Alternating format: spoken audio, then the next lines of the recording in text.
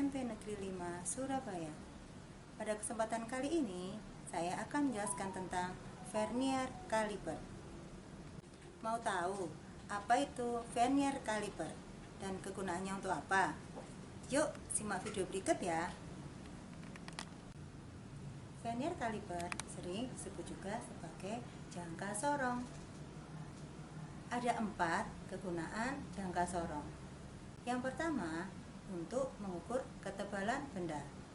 Yang kedua, untuk mengukur diameter luar dari suatu benda. Yang ketiga, untuk mengukur diameter dalam dari suatu benda. Dan yang terakhir, yang keempat, untuk mengukur kedalaman dari suatu benda.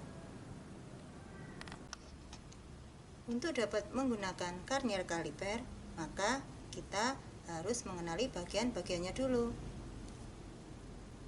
Bagian yang paling bawah ini disebut sebagai rahang bawah. Sedangkan yang di atas ini disebut sebagai rahang atas. Kemudian ini adalah pengunci. Di bawahnya ada bagian yang namanya skala utama inci yang ini. Kemudian yang bawah ada skala utama sentimeter. Kemudian di sini juga ada namanya skala nonius. Yang atas namanya skala nonius inci. Sementara yang bawah namanya skala nonius milimeter. Kemudian yang paling ujung ini ada namanya bagian yang digunakan untuk mengukur kedalaman benda. Itu adalah bagian-bagian dari vernier caliper atau jangka sorong. Untuk bisa menggunakan vernier caliper atau jangka sorong dan tahu cara membacanya, yuk kita mulai. Kita akan mencoba cara membaca dan menggunakan jangka sorong. Untuk bisa menggunakan dan membaca alat ukur vernier caliper atau jangka sorong, kita mulai dengan mencoba fungsinya yang pertama ya, yaitu mengukur ketebalan dari benda. Caranya, yang pertama, tarik atau dorong rahang bawah ke arah kanan. Langkah kedua, letakkan benda yang akan kita ukur ketebalannya di antara rahang bawah sampai dia tidak bergerak. Kemudian, langkah ketiga, kita kunci dengan pengunci. Setelah terkunci, maka sekarang kita lihat hasil yang terukur ya. Yang pertama, kita lihat dulu skala utama, yaitu yang ada di sini. Kita akan menggunakan skala yang sentimeter. Jadi kita lihatnya yang arah bawah. Di sini terlihat angka 0 pada skala nonius belum pas dengan angka atau garis yang ada di atas skala atau di atasnya, itu skala utama, sehingga kita membacanya adalah 1,9, tetapi tidak pas di 1,9, tapi belum juga menuju ke angka 2. Jadi di skala utama 1,9. Kemudian di skala nonius kita cari mana dari garis skala yang ada di nonius yang tegak lurus dengan skala utama. Nah, sekarang kita lihat apakah di angka 0?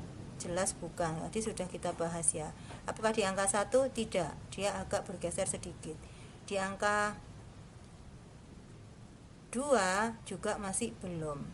Baru di angka 3 dia tegak lurus, sehingga total dari skala utama itu 1,9 ditambah 0,03, sehingga hasil pengukurannya adalah 1,93 cm. Kemudian untuk bisa mengukur diameter dalam dan luar, kita gunakan ini yang mau kita ukur adalah tutupnya ini ya, tutupnya dari lem. Lem seperti ini ya, terserah yang mau dicoba gunakan apa. Nah, kebetulan ibu mau menggunakan yang ini. Yang kita lakukan pertama sama seperti saat kita mau menghitung ketebalan benda, yaitu langkah yang pertama kita geser rahang bawah. Kemudian langkah kedua, kita letakkan benda yang akan kita ukur di antara rahang bawah bagian kanan dan kiri. Kemudian jika benda yang kita mau ukur sudah tidak bergerak, maka kita jepit atau kita kunci dengan pengunci. Nah, seperti itu. Setelah itu kita lihat skala utama. Nah, seperti yang tadi ya, skala utamanya kita lihat yang sentimeter. Di angka berapakah dia? Angka 0 skala nonis berhenti. Apakah di angka 2,5 atau 2,5? Tidak, dia lebih ya, yaitu di angka 2,7 dan di antara 2,8. Nah, agar tahu lebih tepatnya berapa, yuk kita lihat bersama sekarang. 2,7, apakah ada garis yang tegak lurus di atasnya? Apakah di angka 1? Ternyata tidak. Di angka 3 juga tidak. Di angka 4 juga belum.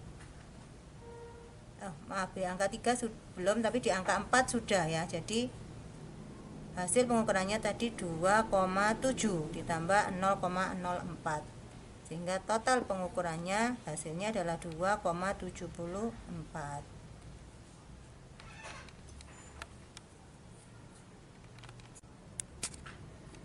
Baik anakku, kita lanjutkan. Sekarang kita akan belajar bagaimana mengukur diameter dalam dari suatu benda.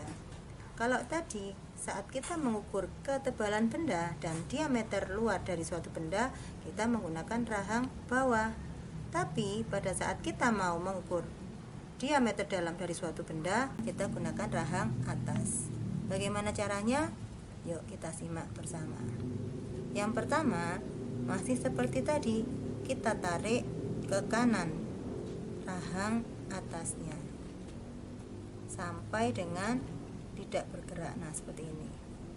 Kalau sudah, seperti langkah selanjutnya, yaitu langkah yang kedua, kita kunci. Nah, setelah terkunci atau dia tidak bergerak sama sekali, kita akan lihat hasil pengukurannya. Baik, di sini terlihat dia ada di angka 2. Apakah 2,5 persis? Ternyata tidak, tapi dia ada di angka 2,5 dan 2,6. Nah, kita lihat sekarang lebihnya di mana? Di skala noniusnya. 2,5 ditambah berapa ya sekarang? Kita lihat apakah di angka 1? Iya, ternyata dia sudah lurus skalanya antara garis yang ada di skala nonius dengan di skala utama.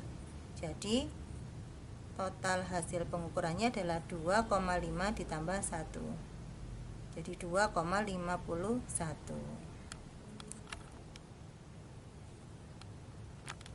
Baik, yang terakhir, bagaimana cara menggunakan jangka sorong ketika mau mengukur kedalaman benda? Langkah yang pertama yaitu kita tarik rahang bawahnya ya. Nah, seperti ini. Kemudian kita letakkan ini ya, batang untuk mengukur kedalaman benda ke benda yang akan kita ukur. Nah, seperti ini.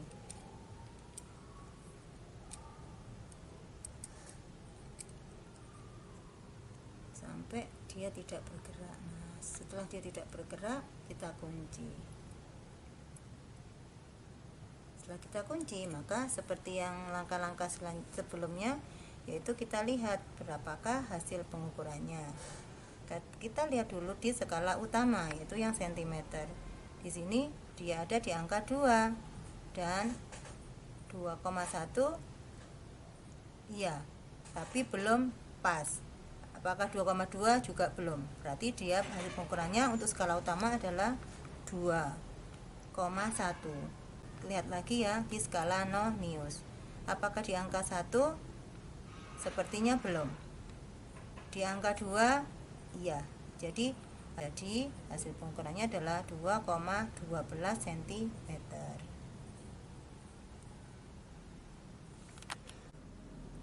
Nah, anak-anak, itu tadi video mengenai bagaimana cara menggunakan vernier kaliper atau jangka sorong. Yang pertama yaitu kita belajar menggunakan dan mengukur jangka sorong untuk mengukur ketebalan benda. Yang kedua yaitu untuk mengukur diameter luar. Yang ketiga yaitu untuk mengukur diameter dalam. Dan yang terakhir kita juga sudah belajar bagaimana cara menggunakan dan mengukur kedalaman benda menggunakan jangka sorong. Sangat mudah bukan? Baik anakku semuanya, seperti itu yang bisa Ibu sajikan dalam video kali ini. Sampai bertemu dalam video berikutnya ya. Terima kasih. Assalamualaikum warahmatullahi wabarakatuh.